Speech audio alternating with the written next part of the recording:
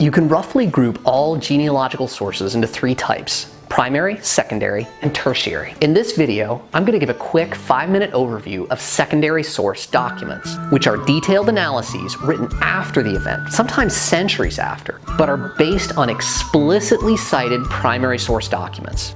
And when I say explicitly cited, I mean that there are footnotes and endnotes, lots of them, pages of them. I don't run into secondary sources very frequently. While there are lots of write-ups of family histories, I haven't encountered many that bother with including citations. Of those that do, the footnotes are too sparse to document all the facts. I just lump all of those into tertiary sources. When I do find secondary sources, my rule of thumb is to spot check the author's work for at least several people. Once I feel confident of the quality of the research, I'll cite the secondary source directly when obtaining an original document referenced in that source is just too difficult. This is pretty similar to my principles for tertiary sources, which are summaries of family research without any supporting citations.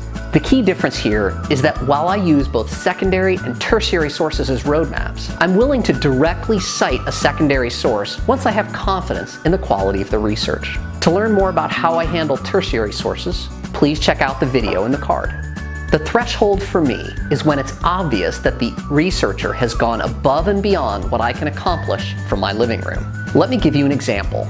This thick, blue-bound hardcover entitled Our Racer Family by Edward John Racer. My father-in-law handed me a copy of this book when I first started digging into my wife's ancestry. This 261-page single-name study of racers in the United States has an additional 66 pages of appendices, which include full transcriptions of probate files, real estate documents, family Bibles, and stories told by his distant cousins. Detailed sources of each family photo and illustration presented in the book, and 22 pages of Greek text endnotes.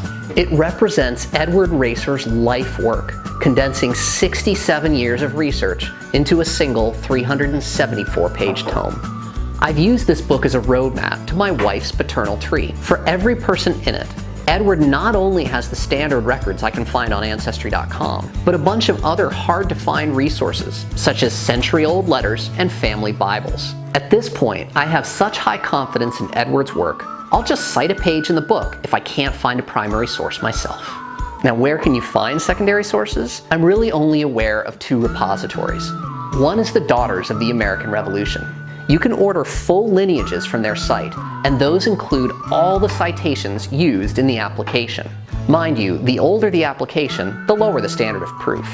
You can also find them in old genealogy magazines and the like. Ancestry.com has quite a few of those digitized and indexed. I hope you enjoyed this 5-minute genealogy video. Please subscribe to my channel and give a thumbs up. If you've got any feedback or suggestions, please leave them in the comments.